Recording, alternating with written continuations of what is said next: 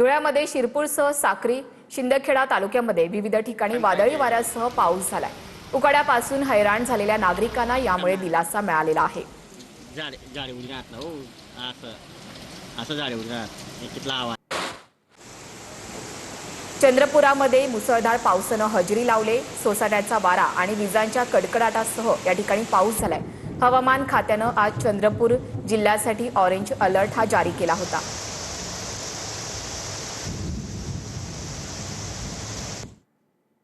रत्नागिरीच्या चिपळूणमध्ये मुंबई गोवा महामार्गावरील कोंडामाळा या ठिकाणी महामार्गावर पहिल्याच पावसात मोठा दगड खाली कोसळला। तीही जीवितहानी या ठिकाणी झालेली नाहीये। या कटाई केलेल्या डोंगराला जाळी न बसवल्यानं दरड थेट महामार्गांवर येत असतात।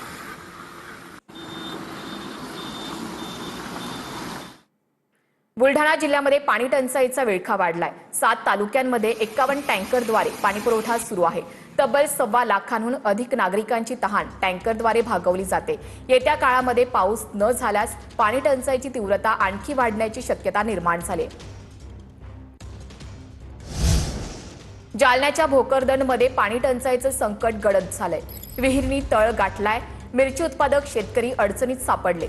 शेतकऱ्यांकडून पिके वाचवण्यासाठी धडपड सुरू आहे। शेतकऱ्यांना टँकरच्या माध्यमातून शेतीला पाणी द्यावं लागतंय।